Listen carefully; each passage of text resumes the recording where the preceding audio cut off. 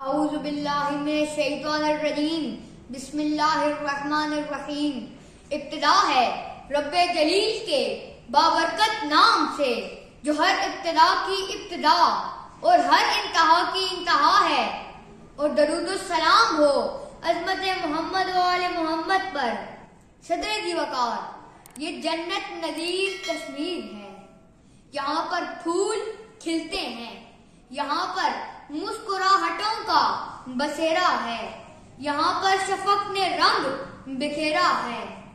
پھر منظر بدلتا ہے، پھر میں دیکھتا ہوں کہ دوسری جانب میرے کشمیر کو سیاروں نے گھیرا ہے، میرا کشمیر اکیلا ہے۔ وہ کشمیر کہ جہاں پھولوں کی خوشبو ہوا کرتی تھی اب وہاں بارودوں کا دھواں ہے۔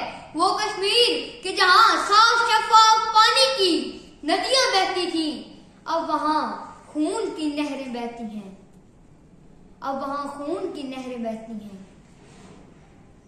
آبادیاں برباد ہو رہی ہیں، عصمتیں لوٹی جا رہی ہیں، یہاں کی درسگاہوں کو مقتل گاہیں بنایا جا رہا ہے، اور کشمیر کا ذرہ ذرہ یہ صدا دے رہا ہے کہ کہاں ہے اے ارض السما کا مالک کہ چاہتوں کی رگیں کریدے۔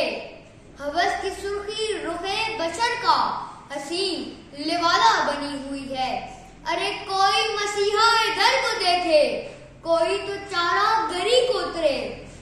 افق کا چہرہ لہو میں تر ہے، زمین جنازہ بنی ہوئی ہے، زمین جنازہ بنی ہوئی ہے۔ اور میں انسانی حقوق کے علمبرداروں سے یہ سوال کرتا ہوں کہ کشمیری ماؤں کی چیخیں، بہنوں کی فریادیں کیا آپ کو سنائی نہیں دیتی؟ کیا انسانیت سے ہمدردی کرنے والوں کے دل زنگ آلودہ ہو چکے ہیں؟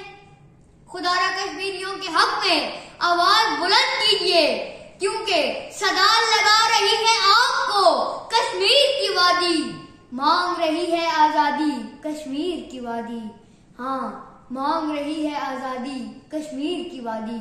مجھے یقین ہے کہ وہ دن دور نہیں کہ جب کشمیر بھی آزاد ممالک کی صف میں کھڑا نظر آئے گا، کیونکہ ظلم تو پھر ظلم ہے، بڑھتا ہے تو مٹ جاتا ہے، خون تو پھر خون ہے، ٹپکے گا تو جم جائے گا۔